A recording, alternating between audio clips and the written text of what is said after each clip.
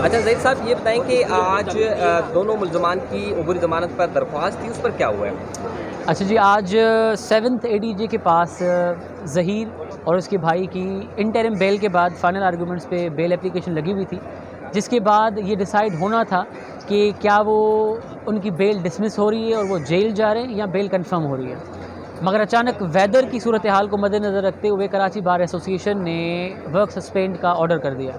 Work suspension के order के बाद we had no option but to request the court के या तो केस को आज चलाएं या कोई मुनासिब डेट दे दे इस केस में, ताकि अकॉर्डिंगली दोनों पार्टीज़ की मुशावरत के साथ ये केस चले। तो अब कोर्ट ने मंडे की तारीख दी है, इसमें 22 तारीख 11:15 बजे ये केस टेकअप होगा again for the arguments of the bail application, और चांसेस हैं कि उस दिन ये केस चलेगा भी, चलने के बाद इसमें कोई ना कोई डिसीजन भी आना है। अच्छा, कल चालान पेश हुआ था, तो आपका ये मौक़िफ़ था कि इसमें कुछ शेड्यूल ऑफेंस है, तो इसलिए ये सेशन ट्रायल में उस चालान पर ऑर्डर क्या हुआ, एक तो ये बताएं, और ये शेड्यूल ऑफेंस होते क्या हैं? अच्छा जी, आपने 2 सवाल किए हैं। पहला तो ये मामला जो है वो ट्रायल कोर्ट के सामने रखा गया था। ट्रायल कोर्ट के सामने कंसर्न आईओ ने एक चालान आके जमा करवाया। चालान बेसिकली होना ये चाहिए था, शेड्यूल्ड ऑफेंसेस की जब बात आ रही है तो एंटी रेप लॉज अभी जो लेटेस्ट आए हैं उसके तहत स्पेशल जज होता है इन नोयत के केसेस को देखने के लिए, और जो स्पेशल ऑफेंसेस या शेड्यूल्ड ऑफेंसेस हैं जिसमें 375 रेप का है और उसके अलावा 364A किडनैपिंग के हवाले से बेसिकली प्रोविजंस लगे हुए हैं, इन नोयत के केसेस जो हैं स्पेशल जज देखता है। अब डिस्ट्रिक्ट ईस्ट के अंदर स्पेशल जो जज है वो आपके भी इल्म में है, 7th ADJ है। तो हमारा कंटेंशन बेसिकली वहाँ पे ये था कि इन केस आईओ जो हैं ट्रायल कोर्ट के सामने जो कॉमन प्रैक्टिस 773 की रिपोर्ट जमा करवाते हैं, तो ये बेसिकली जाना चाहिए था स्पेशल जज के पास।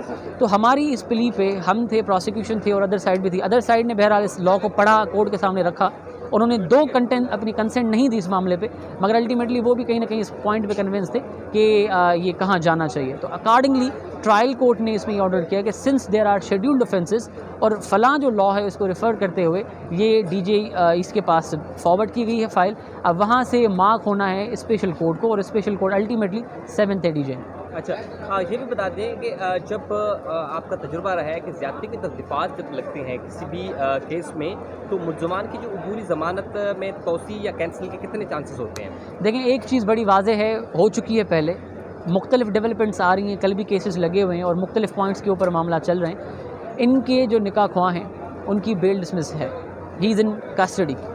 उसमें जो गवाह थे अली असगर साहब, उनकी भी बेल डिसमिस्ड है, वो भी कस्टडी में है। और अब जो मेडिकल के मामला और उसके अलावा जो मुख्तलिफ डेवलपमेंट्स आ रही हैं, कल भी केसेस लगे हुए हैं और मुख्तलिफ पॉइंट्स के ऊपर मामला चल रहे हैं, इनके जो निकाह ख्वाह हैं उनकी बेल डिसमिस है, ही इज़ इन कस्टडी। उसमें जो गवाह थे अली असगर साहब, उनकी भी बेल डिसमिस्ड है, वो भी कस्टडी में है।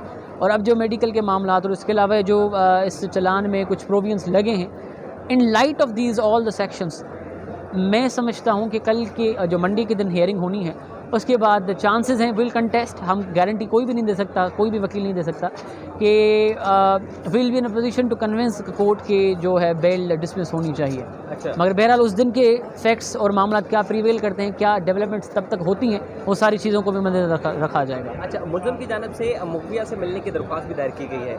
ऐसी नोयत में जब पुलिस की जानिब से रेप के दफ़ात भी शामिल किए गए, तो आपको लगता है कि मुलज़म को यह हक़ हासिल है कानून के मुताबिक कि वो मुखबिया से मिले?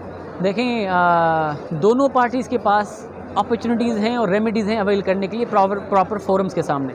जिब्रान साहब ने उस दिन हेयरिंग में वो मौजूद थे और उन्होंने मीडिया को इस हवाले से ब्रीफ भी किया था कि जो एप्लीकेशन उन्होंने लगाई है ये केस ऑनरेबल हाई कोर्ट के सामने पेंडिंग है। अब वहाँ की हेयरिंग के बाद डिसाइड होना है कि ये चीज़ें होनी चाहिए या नहीं होनी चाहिए। मगर अब ये भी अप्रिशिएट करें कि एक नई डेवलपमेंट आई है, रेप के चार्जेस लगे हैं, तो उसके बाद ये मामला ज़्यादा डिफीट होता हुआ दिख रहा है। मगर कल की हाई कोर्ट के सामने जो हेयरिंग्स हैं उनमें देखा जाएगा कि डेवलपमेंट्स क्या होती हैं। कल के बाद शायद सिनेरियो थोड़ा डिफरेंट हो और अल्टीमेटली वो इफ़ेक्ट करेगा बेल हेयरिंग को और ट्रायल हेयरिंग को भी।